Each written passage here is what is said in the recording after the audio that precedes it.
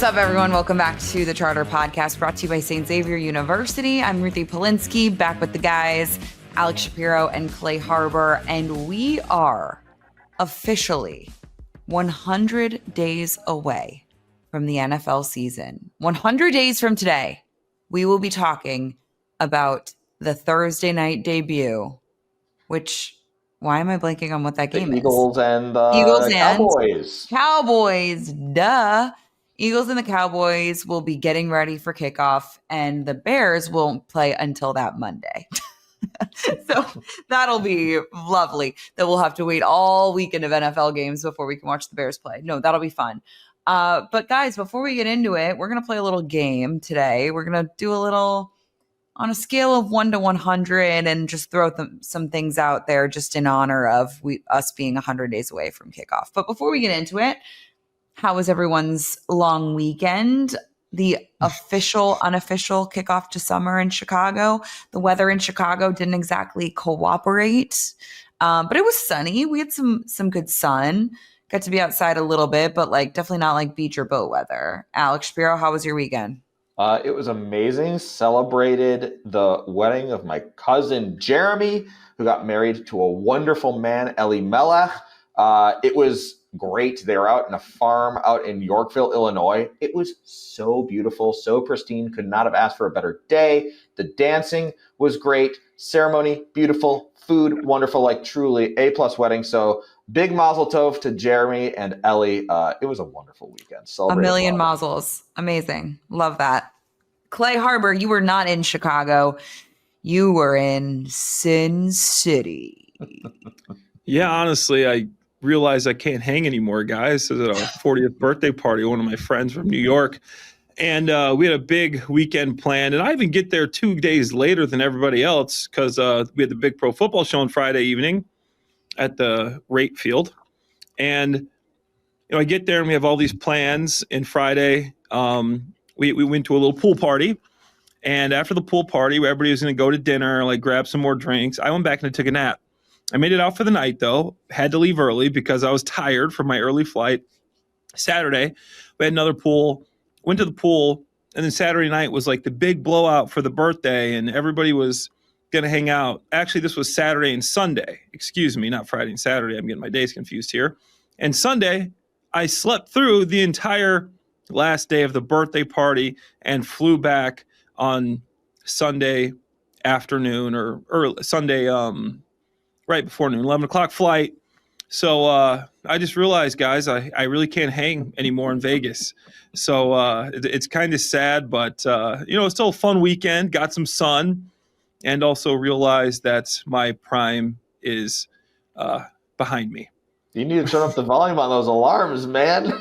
I know. Through an alarm, I know. Dinner. I know. Ruthie, how was yours? My weekend was good. I had a friend in town. Showed him the city, best friend of my husband, but also of me. And we bopped around. We did the whole West Loop thing. We were out from 11 a.m. to 1 a.m.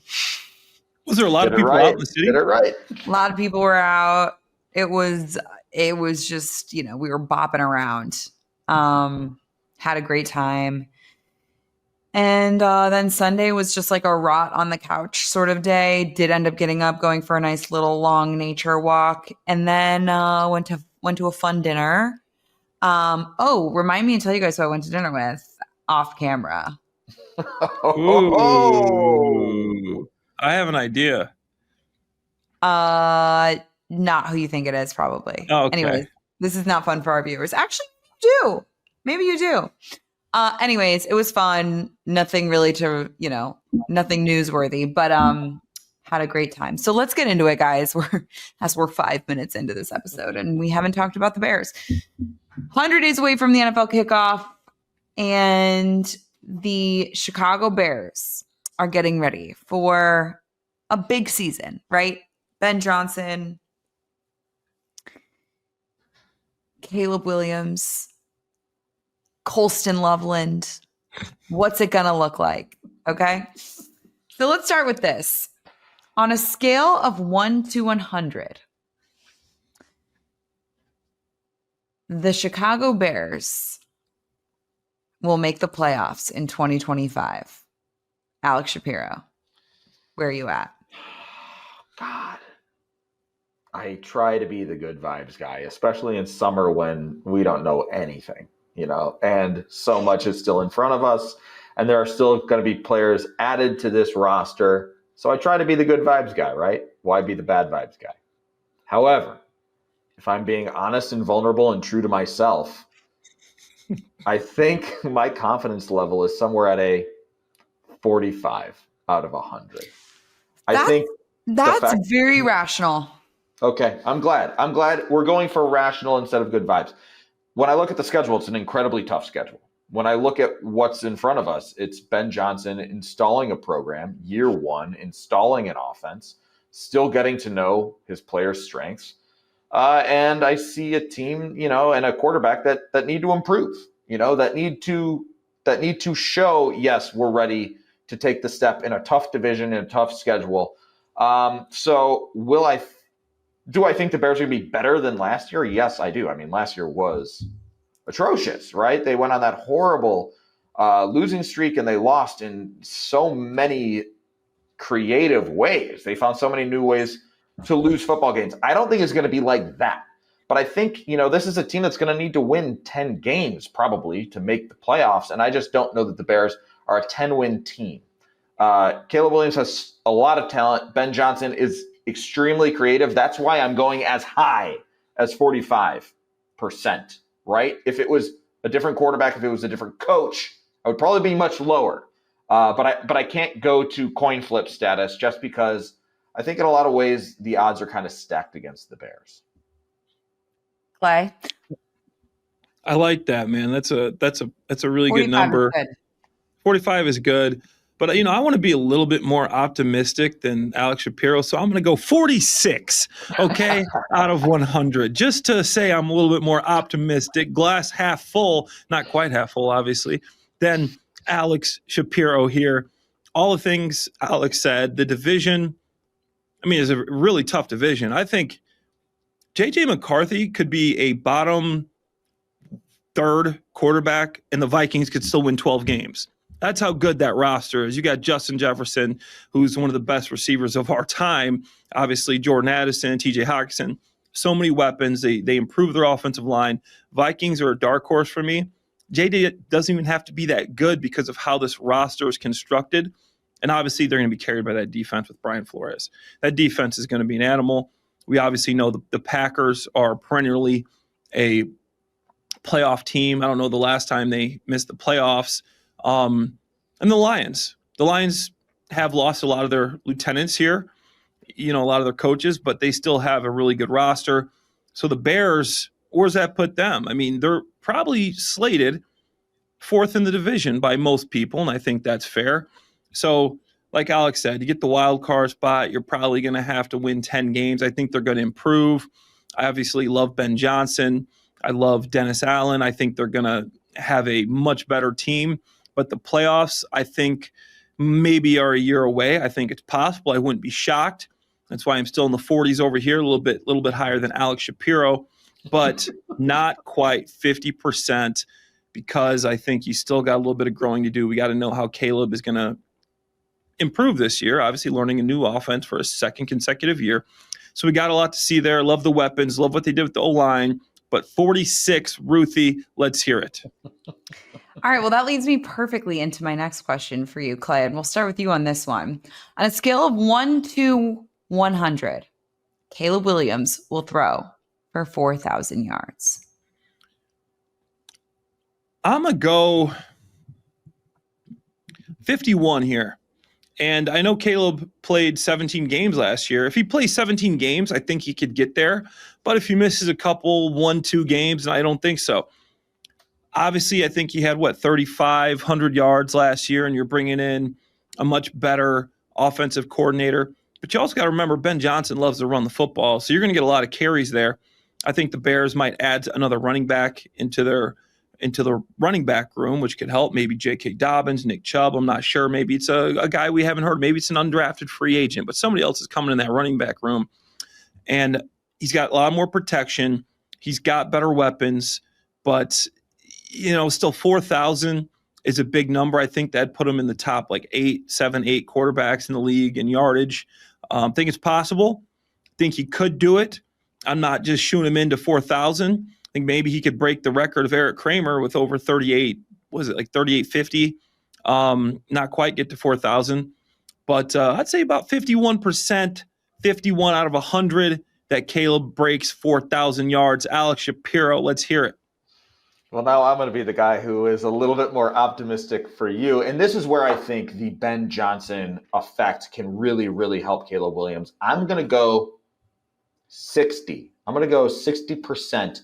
And I think it's because Ben Johnson is going to help Caleb Williams complete more passes, complete a higher percentage of passes. And I think that's what's going to be key, right? We saw what Ben Johnson did for Jared Goff is he created layups for him. He created opportunities for Jared Goff to get in rhythm, for him to make easy throws, easy completions, get in rhythm, and then really take off from there. A lot of that was based off play action. A lot of that is we'll see if Caleb Williams can get the under center stuff. I think Caleb Williams could get the under center stuff. I think he's going to be able to do okay. Jared Goff's numbers, with the Rams, he completed between like 55 and his best was 67% of his passes in LA. And then those numbers went all the way up to like 65%, all the way up to 72% in Detroit. So he got way, way better. I think we're going to see that jump with Caleb Williams in the completion percentage department. He also has a lot of guys who could be really good with yak, right?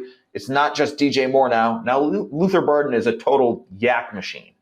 You have 2 tight ends who can really catch the football. And Roma Dunze, right, year 2 step. So I think the pieces are there for the Bears to finally have that 4,000-yard passer. Will that lead to playoff football? That remains to be seen. But I think the numbers, I think the passing attack, all that stuff, I do think will get better because that's how Ben Johnson can help. Yeah, he's going to help a lot. And he helped Jared Goff recorded 3 straight 4,000-yard passing seasons to go off of that. I mean, that's very impressive. And you're right. I had these numbers from the Big Pro Football Show, Alex. Goff in LA had a 91.5 passer rating in 5 years with the Rams, completing 63% of his passes over that year. In 4 years with the Lions, he had an over 100 passer rating, completing over 68% of his passes. That's a huge jump. That's what we think Ben Johnson can do with Caleb. But again, there were 6 quarterbacks, 6, not including Patrick Mahomes, that threw for 4,000 yards last year. So this is something that's difficult to do. So can Caleb be a guy that's in the top 6 NFL quarterbacks in passing yards? I think he can, especially with Ben Johnson, what he's able to do with Jared Goff, but I think it'll be difficult. On a scale of 1 to 100, the Bears will have a Pro Bowler on defense. Alex Shapiro. Oh, I'm much higher here. I'll go 80%, just because, I mean, Jalen Johnson is really, really, really good. So Jalen Johnson already bumps me up to 80, maybe even higher. And then we've seen the ascension of Kyler Gordon, who's a guy that has been identified by this staff as a foundational piece. Kyler Gordon plays at a Pro Bowl level when he's healthy and playing his best. I think Jaquan Brisker also, we haven't seen Jaquan Brisker's ceiling consistently. The injuries have been an issue. If he can stay on the field and if he can play at his best for a long period of time, I think there's Pro Bowl caliber. And then what Dennis Allen gets out of that defensive line, I think he can help the defensive line. Guys like Montez Sweat. I'm really interested to see what Gervon Dexter looks like next to Grady Jarrett. Grady Jarrett is a wonderful player as well. So I think there's a lot of different opportunities for the Bears to get a Pro Bowler on defense. Jalen Johnson obviously headlines that group, but there are a ton of really, really other good players who could put together a Pro Bowl caliber season as well. I'll go 70 out of 100. I think Jalen Johnson obviously is the guy you put your money on to be a Pro Bowler. He's done it before, especially with this system. I mean, he's going to get tested.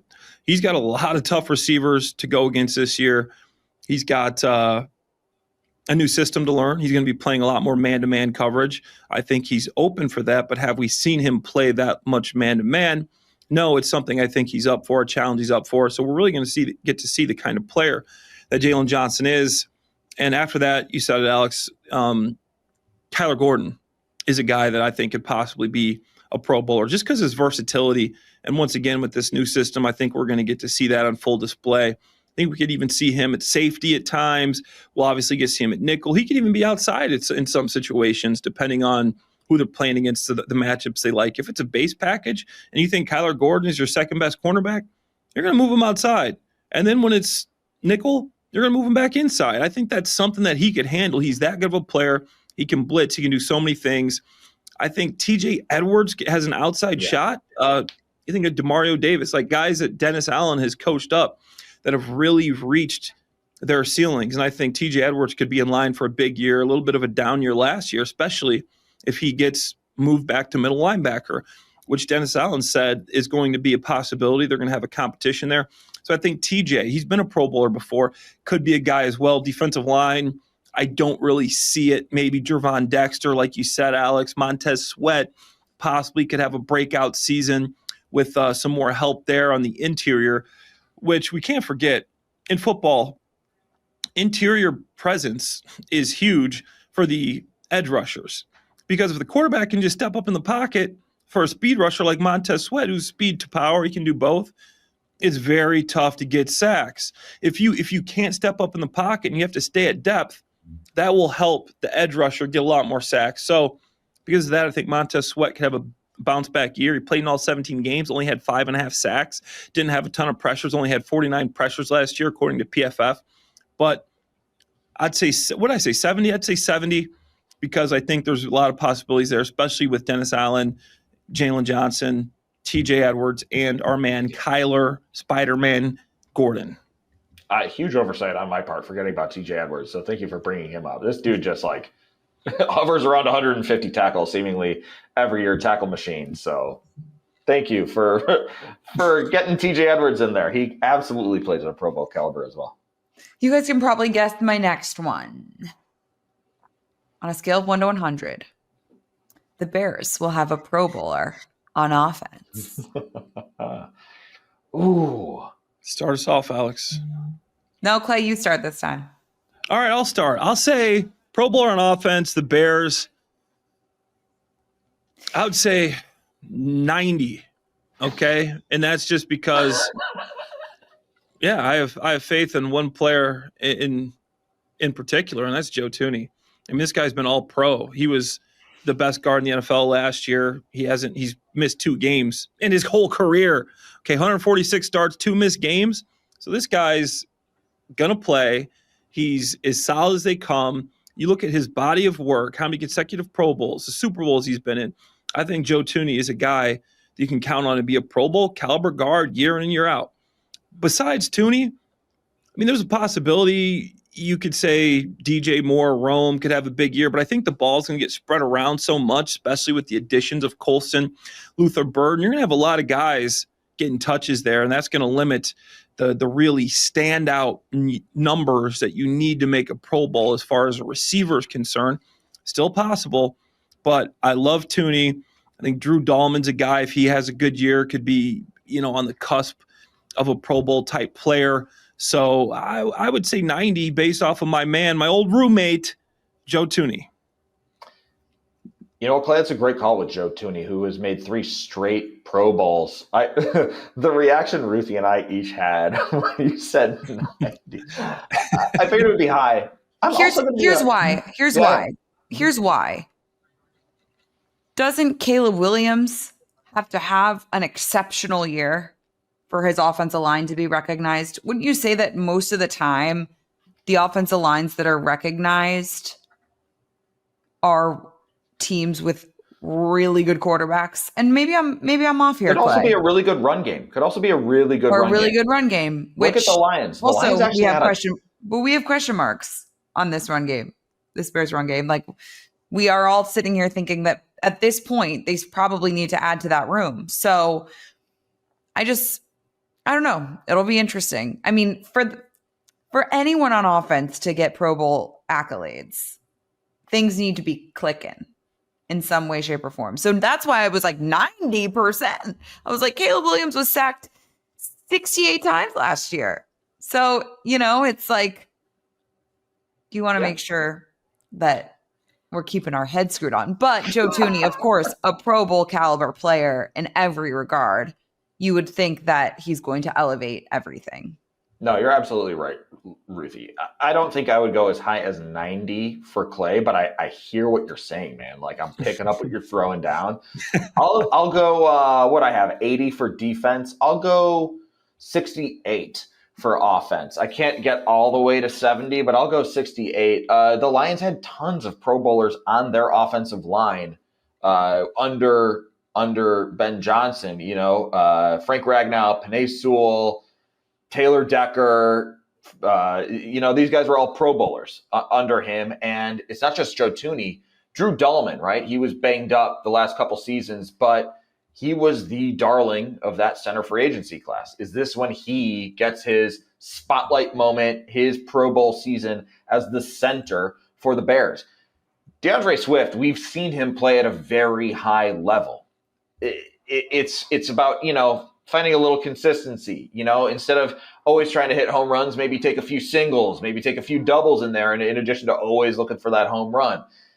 Can he and Bieniemy, Eric Bieniemy coaching and Ben Johnson, if they kind of say, hey, this is what we want, can he have that Pro Bowl season, that great level that we've already seen from him in the past consistently? So I do think the offensive line could lead to some Pro Bowlers. If that run game is really good, will that put that spotlight on the offensive line like it was in Detroit?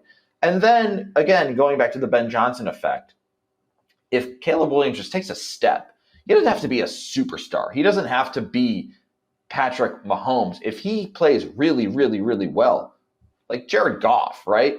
Jared Goff is a really, really, really good quarterback. I don't think anybody would say he's a superstar.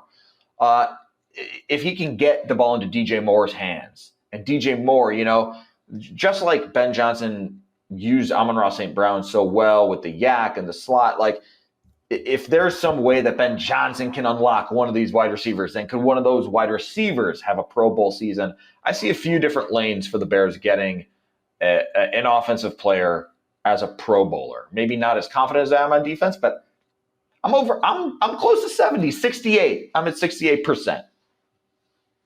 It's good. That's fair. 68 is the theme there. From 68 sacks to 68%. Okay. All right, so let's do this. Caleb Williams, on a scale of 1 to 100, Caleb Williams will be sacked fewer than 50 times in 2025. For reference, Jared Goff took 31 sacks last year. Okay, and I kicked this one off? Yeah. I am going to say I'm going to keep it at 68. That was the theme. He was sacked 68 times last year. I am 68% certain he will take fewer than 50 sacks. And again, part of that is the year 2 understanding, the year 2 jump, getting better at reading defenses. It's also the interior of that offensive line is so much better. It is Darnell Wright totally healthy. It is, left tackle still a little bit of a question mark between Braxton Jones returning from injury, but Karan Amagaji having a full season. He's got incredible traits. The Bears love what they have in him. Super intriguing prospect. 𝗦𝗦cie 𝗰𝗶𝗹, like across the board, the depth and the starting talent should be better for the Bears this year. And then, once again, the Ben Johnson effect of the offense, of the play action, of the creating easy completions, creating quick offense. I think between the coaching, the natural development, and the talent boosts up front, I'm 68% certain that Caleb Williams will take fewer than 50 sacks. I'll say 60 out of 100, he takes fewer than 50. Last year, Caleb Williams was the quarterback that checked the ball down the least amount, according to Pro Football Focus, at 7.1% of the time. That's the lowest in the NFL. I think Ben Johnson is good at scheming up things for catch and run, get the ball out quick, like Alex was saying. So that actually I'll go up to 65, and especially with the interior of the offensive line, he'll have more lanes to step up into. He's a little bit smaller of a quarterback, 5'11" pro day, 6 foot at the combine. Maybe he shrunk. I don't know what happened there, but I think with that offensive line, with Ben Johnson coming in, hopefully they can get the run game going, which will take a lot of pressure off of that offensive line. If that happens, and we all think it will, because Ben Johnson has a track record of doing this. This isn't somebody obviously not the same players, but this isn't a projection of what a coach is able to do. He's done it offensively, and obviously we know he's got to control the whole team now, so there's a little bit of a difference there. But he is an offensive mind that I really can't fathom just giving up 68 sacks, right? And I know we're talking 50 here. So he's going to improve. How much is that? Caleb's going to have a big part in this, as well as the offensive line. What happens at left tackle? Can they be good there? Can the run game be a solid run game to where you can play action? You can stay ahead of the chains. You don't have to be in these obvious passing situations. But Caleb is known to like to run around and create plays. So the sack numbers are going to be higher. So I'll say 65% that they are under 50 sacks. Well, let's think about it too. 68 to 50, that's 18. That is just over 1 a game. If you can take off 1 sack per game, essentially, you're there. And I think the Bears can do that, right? I mean, there were so many games where he was like over and over and over. Just 1 better per game, and you're pretty much there. I think the Bears can do that. I have a fun one for you. And 2 more, okay? This is a fun one. We don't have to spend a lot of time on it. In 2025, on a scale of 1 to 100, Cairo Santos will miss fewer than 5 kicks. All right, Clay, I think you're up to lead this time. Fewer than 5 kicks. He missed 5 of 25 field goal attempts last year. We can just 5 of 25. Let's just do field goals. I'll say 65 again. I trust Cairo. Obviously, you had a couple blocks there, especially the one that really rings is I think that was the Green Bay game where they blocked the field goal there, and then end of the game, we thought we were going to come away with that win. So I'll go under. No real math there. I mean, field goal protection is an art, it's a science, but showing that you did give up a block late in the season, you're going to have some teams coming after you, but I'll say 65% that he misses under 5. Cairo's a pro. His celebration when he walked off against Green Bay, I mean, come on. He gets a couple percentage points for just that alone. I have more faith in Cairo Santos than most players on this football team, if I'm being quite frank. Cairo Santos, by the numbers, has been the most accurate kicker in Bears history. He did have the blocks, as you said. They think it was a blocking scheme up front and kind of the way he was driving the ball, that he had a little lower trajectory that he was trying to do. Halfway through the year, he tweaked it. And the Bears, have adjusted that kind of protection issue. They think they got that figured out. That was kind of a momentary thing. So I hear you, Clay. The blocked kicks were a thing in the middle of the season, but this guy is really accurate. I think the Bears are good at knowing what his line is and not, putting him out there for 57-yarders in the wind. He's got Soldier Field figured out, which is a hard place to figure out. Over his career, this guy has been money. Near 90% of his kicks made over his Bears career. So I'm going to go, what did I say? I forget the number that I put out there, but I'll put like 88. I think off the top of my head that his career number is 89% of his career field goals made for the Bears. So I'm going to say 89%. I am confident that he will miss fewer than 5 kicks. Okay, last one. On a scale of 1 to 100, Ben Johnson wins Coach of the Year. Okay, I'm leading this one off. What I say for the playoffs, 45. That's going to be my deal. I think if the Bears make the playoffs and they have that huge jump to double-digit wins and they're there, I think he'll win Coach of the Year. I think that's kind of a layup. If the Bears don't make the playoffs, then obviously I think that's a tougher argument to make. So since I had them at 45% to make the playoffs, I'm at 45% for him to win Coach of the Year. I mean, Alex just said it right there. I mean, that's the formula. If the Bears make the playoffs, he's Coach of the Year. You go from 5-12 to a playoff team, you're Coach of the Year. If you don't make the playoffs, you're probably not going to win Coach of the Year. And I know he's the favorite, But, you know, the reason he is the favorite is because the Bears were 5-12. But he makes playoffs, coach of the year. If he doesn't, he doesn't. I got one for you guys real quick after this. Ooh. 1 to 100. What are the chances that the Bears have shovels in the ground by the end of 2025 for a new stadium? Ruthie, you want to lead off? I'm going to go 85. That's pretty. Ooh. I think shovels got to be in the ground, like ASAP. Like maybe like before training camp. Like this has got to go. If they're going to do this, you hired Kevin Warren. You're just sitting on land that you own and you're not developing. It's a waste of money. I don't understand what they're waiting for at this point. Feels like Arlington Heights is signed, sealed, delivered, and they got to get the show on the road if they want to be able to enjoy the stadium with the guys that are currently on the roster. Like the guys, like, is Caleb Williams going to be the quarterback in 2030? Like, you tell me. I mean, hopefully, right? You hope, but you better hurry up. Who is it? Ross Tucker says no, he won't be. Yeah, I was about to say, not according to Ross Tucker. 3 years. He said not in 3 years. I'm with Ruthie. I'm pretty confident. I'll take your same number because it felt right. 85. 85% feels right. They've zeroed in on the location. At this point, we're dotting I's, we're crossing T's. I think does work remain to be done before they get those shovels in the ground? Yes, but we're going to get the photo op this year. I have a pretty good feeling. Like? Oh, yeah. I'm going to say 75, man. There just always seems to be something that comes up here, and they keep saying, shovels in the ground, 2024, now it's 2025. And does anybody use a shovel anymore? I know obviously it's a photo op.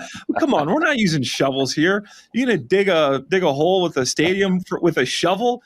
No, you're gonna have some big machinery out there. But I would say 75. I think they can, but something just always seems to come up. So my fingers are crossed. Yeah, I want this to get done and get moving too, because we've been talking about it so much. And I know David's sick of talking about it on the Big Pro Football Show. David's our guy we always go to. Like, hey, David, what does this mean? David, what does this mean? Like, what does is this this mean? real? Every bit of news. Can you translate this for us? Yep. He's the writer. He knows the politicians. Yeah. All right, guys, great stuff.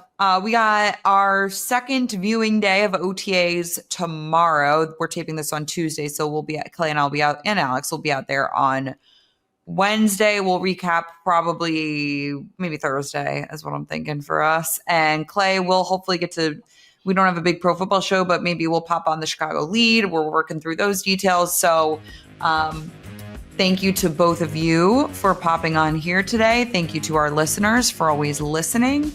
And we are going to talk to you later this week, everyone. Thanks for listening to the Charter Podcast, brought to you by St. Xavier University. We'll see you soon.